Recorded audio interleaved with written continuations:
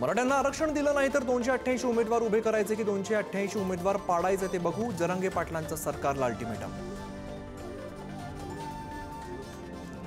भुजबळांचं ऐकून फडणवीसांनी गुन्हे मागे घेतले नाहीत, जरांगे पाटलांचा आरोप। तर चंद्रकांत पाटील मराठ्यांमध्ये गैरसमज पसरवत असल्याचं जरांगेंचं विधान।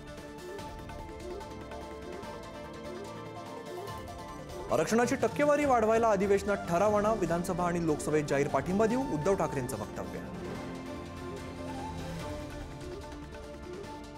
लोकसभेत गद्दारांनी चोरून विजय मिळवला, उद्धव ठाकरेंची शिंदेंच्या सेनेवरती टीका। तर किती रडणार, ग्रामपंचायत निवडणुकीत तुम्हाला जनतेने 6व्या नंबरवर टाकलं, शिंदेंचं ठाकरेंना प्रत्युत्तर।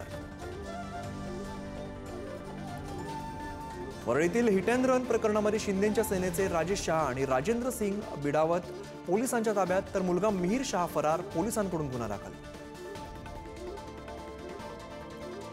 छत्रपती संभाजीनगरात ठाकरेंच्या शिवसेनेचा भाजपाला धक्का, राजू शिंदेंचा शिवसेनेत प्रवेश, ठाकरेंचा शब्द असल्यामुळे सोबत काम करू, खैरेंची प्रतिक्रिया।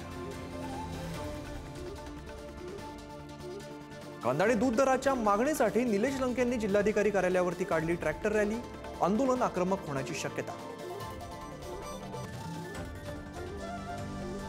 सांगलीतील कृष्णा नदीत बुडून प्रियकराचा मृत्यू, प्रेयसीसोबत सेल्फी काढत असताना घडली दुर्घटना, मुसळधार पावसामुळे कृष्णा नदीला पूर। मुंबईसह उपनगरांना रात्रभर मुसळधार पावसानं झोडपलं, कोकण पश्चिम महाराष्ट्रातील जोर कायम, तर पनवेल कळंबोलीमध्ये मोठ्या प्रमाणात साचलं पाणी। चिपळूण परिसरात जोरदार पाऊस, चिपळूण गुहागर मार्गावर प्रवाशांना पाण्यातून वाट काढण्याची वेळ, वाशिष्ठी शिवनदी दुथडी भरून वाहू लागल्यामुळे नदीकाठच्या गावांना सतर्कतेचा इशारा। संत तुकाराम महाराजांच्या पालखीचं काटेवाडीमध्ये मेंढ्यांचं गोल रिंगण, अजित पवारांचा वारीमध्ये सहभाग, तर सुनेत्रा पवारांनी वारकऱ्यांसाठी लाटल्या पोळ्या।